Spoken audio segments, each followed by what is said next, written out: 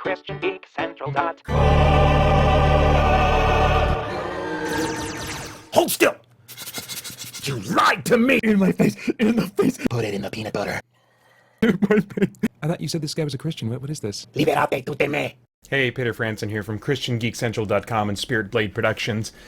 I felt like talking about the premiere to Season 7 of The Walking Dead. Now, full spoilers. Turn back now if you haven't seen Episode 1 of Season 7 of The Walking Dead. I'm going to go full-on spoilers in 3, 2, 1, now. Okay, so Glenn's dead. We maybe saw that coming, and Abraham's dead. But it was more than just them being killed.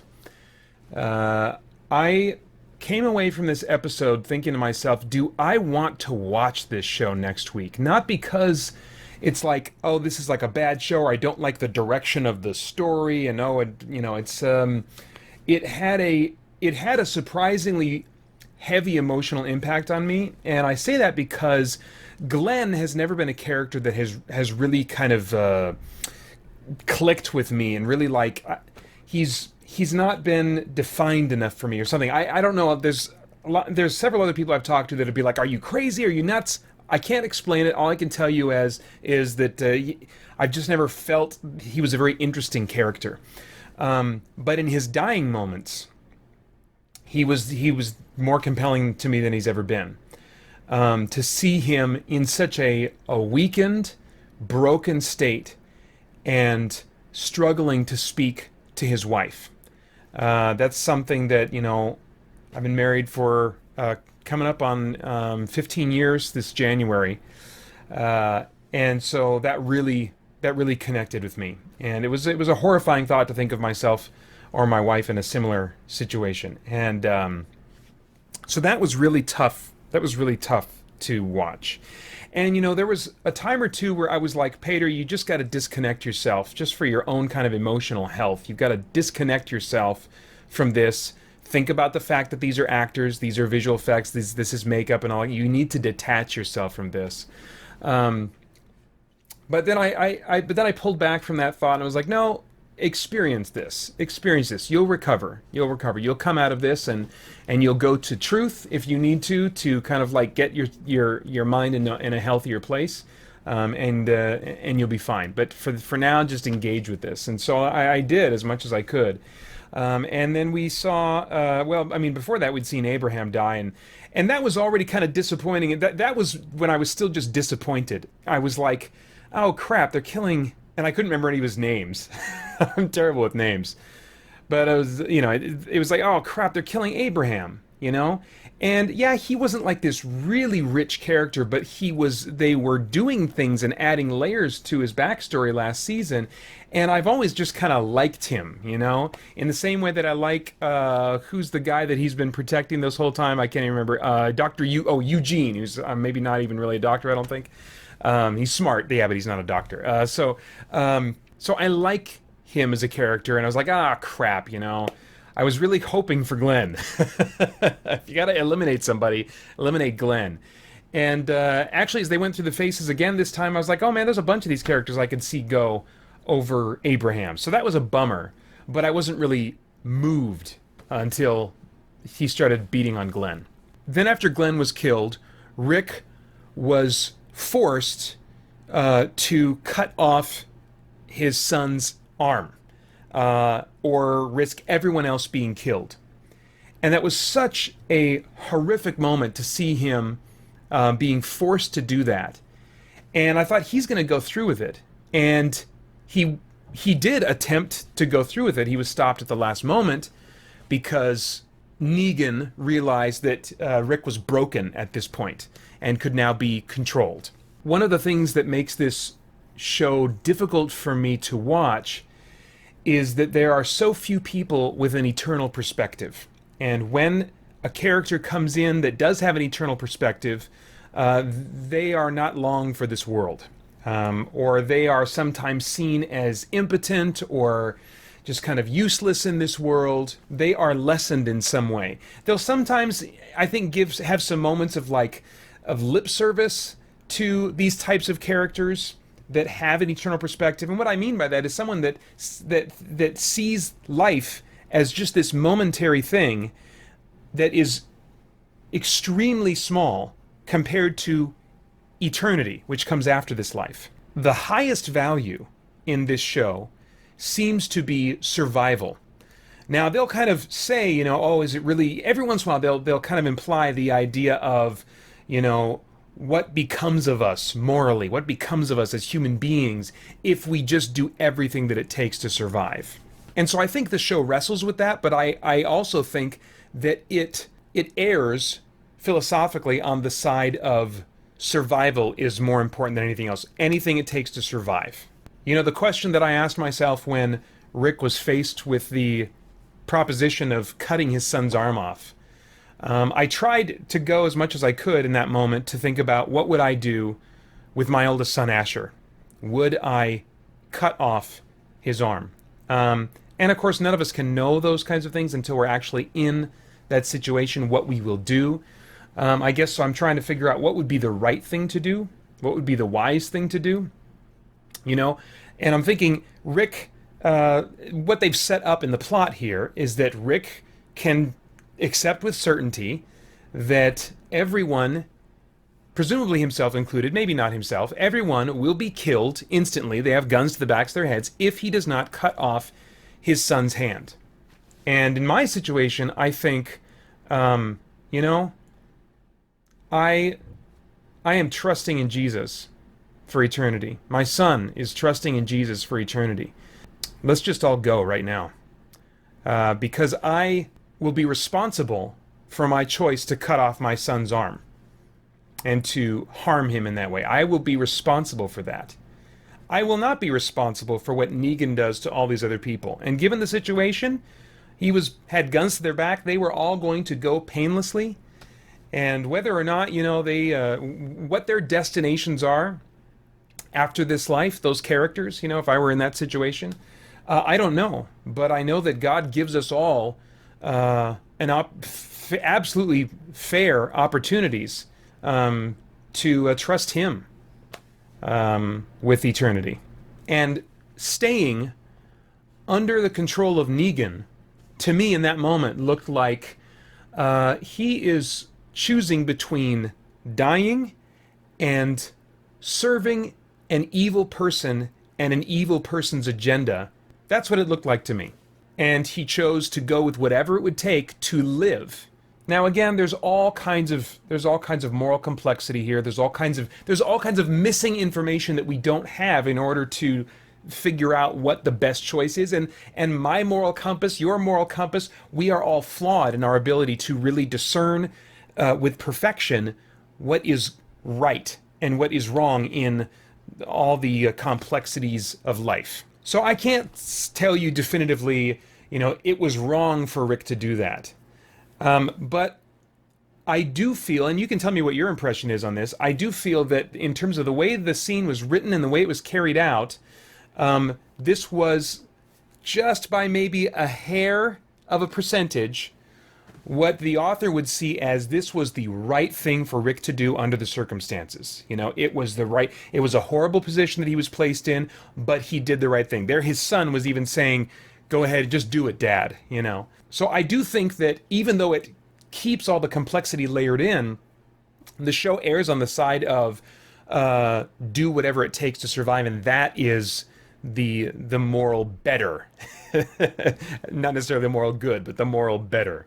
The least evil alternative. I'm not so certain that we should be so obsessed with survival. I'm not saying it would be easy for me in that situation, but he's not responsible for Negan's actions. Negan is responsible for Negan's actions. Which brings me to the topic of justice. I watch this episode and I think to myself, there is no satisfying payoff, I don't think, for me in this show regarding Negan. I so strongly had this desire, this cry inside of me for justice. I wanted justice for Negan. And the more I thought about that, I thought, what would satisfy me? What would satisfy me? I mean, like sitting him down and having like this kind of, for lack of a better expression, torture porn episode where somebody is just going to town on Negan and just messing with every little bit of his body and just putting him in absolute horrific agony for the entire episode, would that be satisfying? Or would it be satisfying for him to not just be in physical pain, but to be broken emotionally, for him to experience despair? Would that be satisfying to me? Well, maybe it might be satisfying to me but I mean, it wouldn't feel right to me. It wouldn't be right for another person to do that, because that's not the role of any person to carry out that kind of judgment, that kind of wrath and retribution on someone. That is the role of God alone. And I think you have to be in a pretty dark place to be satisfied if they do an episode like that, where it's just like torture porn for an hour on Negan, and he's babbling like a baby, and he's just totally broken and in despair, and he is just like totally reduced to nothing as a human being. And then he's allowed to die, or then he just kind of becomes a lapdog servant for Rick for the rest of Rick's life or something like that. Do we really want to see that? Is that really going to satisfy? I think you have to be in a really dark place for that to feel good to you, and for that to be like upbeat, and make you feel good. The truth is, our justice system is flawed. Even if we're not talking about the zombie apocalypse, today's justice system is flawed. We can't really bring about complete justice that is truly satisfying. You think about some of the horrific crimes that have been committed, the horrific abuse of women and sexual slave trade and horrible abuse of children. There are horrific things that have happened and that are happening now all over the world that are very much parallel to what we saw in this episode. Only God is capable of carrying out justice that is absolutely complete and without 1 ounce of overkill. We can't do that. We just don't have the capability or the moral compass to be able to pull that off. So the only thing that I think will satisfy me would be some kind of an affirmation of absolute justice carried out by God himself that is absolutely perfect. I'm not even sure that would satisfy, because how do we portray that in fiction when we ourselves don't have the moral compass to know exactly what that looks like? Even the descriptions that we have of hell in Scripture were figurative in many senses. I mean, you can't have absolute darkness, as hell is described, and also have fire at the same time. That doesn't make any sense. Gehenna, which was a word that referred to a garbage dump outside Jerusalem, was the word that Jesus used often that is translated as hell in the New Testament. So there's just things going on there that don't reveal completely what hell is, and how it is perfect justice, and how there is no overkill despite it lasting forever. I've done a video that I put up a while back about hell and how it's not what we really think it is, despite the artistic interpretations of flames and all that kind of stuff that have been passed down over time. So there's just a lot we don't know about that hasn't been revealed about how God is going to carry out absolute justice. So we are just not going to see perfectly satisfying justice in our fiction. But we can see evil that cries out for justice. And so the combination of seeing this horrible evil and suffering and injustice in this episode, combined with the fact that the show leans toward a naturalistic philosophy that is not going to be appealing to any kind of higher justice or eternal perspective, and then add to that the fact that we don't have the ability to portray justice perfectly, all that added together says to me, I'm never going to be satisfied. I'm never going to have a payoff that's going to make up for the feelings of anger and injustice that I felt as I allowed myself to enter into the fiction of this episode. Now, I don't think this was the intention of the filmmakers. I'd be surprised if it was. But I think that, I ask myself, what do I do with this? What do we as viewers do with these kinds of feelings when we see this in fiction? Or when we hear about things like this happening in the real world, in other countries, or in the dark corners of the United States? What do we do with that?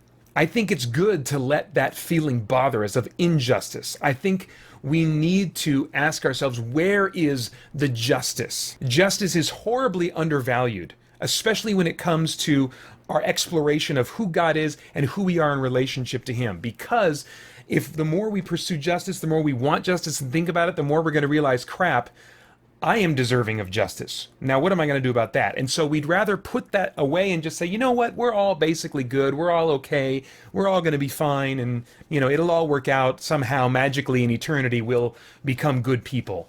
That's where we want to go. But I think when we feel these feelings of these cries inside of us for justice, we ought to hang on to that feeling, and we ought to stop and think, where is the justice? Where is the justice? And wouldn't a perfect God ultimately bring about justice?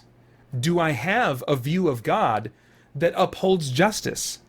Or is he just all about pushing everything under the rug and saying, no, it's all right, just live and let live? I think when we experience fiction like this, or see or experience or hear about horrible atrocities that happen in the real world, that should cause us to see justice as a virtue that we cannot afford to let go of. I need justice. Apart from Christ, I need justice. I don't mean I need justice on my behalf. I need justice on behalf of the people that I've hurt, on behalf of those that have been hurt by my selfishness and my neglect and my self-centeredness. There needs to be justice for the people I have belittled and taken for granted. The problem is I owe a perfect God absolute obedience. And so I can't make up for yesterday's wrongs by living rightly today, because I'm supposed to live rightly today for today anyway. I can't make up for past wrongs today. None of us can, because today we should be living that well anyway. That's what we owe a perfect God who made us for his purposes. And that's why I am so grateful that Jesus, who did not deserve any suffering, any disdain from people, any neglect, any abuse, any disrespect, he took all of that to pay for all the things that I've done wrong and all the things that you've done wrong, if you'll trust him with that. We should not be satisfied with a view of God in which he does not carry out justice, but we can also be grateful that the scales of justice are balanced through Jesus. I'll be very interested to see what the ultimate payoff is going to be with the Negan character. At this point, I am glad that the next episode of Walking Dead is a week away. I don't think they're going to stay this dark as the season goes on. If they did, I think I would probably just wait, and who knows if I would ever come back to it. But I really kind of doubt. I think there'll be some respite and recovery, and hopefully a sense of hope and some kind of battle plan. Hopefully Daryl will be like a, Mr. Die-hard bad boy, and will get his way out of his cell and, free up the group to arm themselves and take out Negan. But even then, I really don't think that's going to be satisfying as I look back on the events of this episode, because there's no justice. There's no true justice in this life. And that should give us reason to stop and long for Jesus to come and finally rescue us from this mess we've made for ourselves, this mess that I continue to contribute to every day. Rescue us from this and finally make all the wrong things right. I'd love to get your thoughts on this episode. I don't plan on doing more of these about The Walking Dead on a weekly basis, but this just seemed like a touchstone moment that I wanted to comment on, and I'll probably make another one about Negan when he finally gets his, who knows how many seasons from now. In the meantime, leave your thoughts in the comments below, and then I hope you join us at christiangeekcentral.com as we continue to geek out and seek the truth. I'm not interested.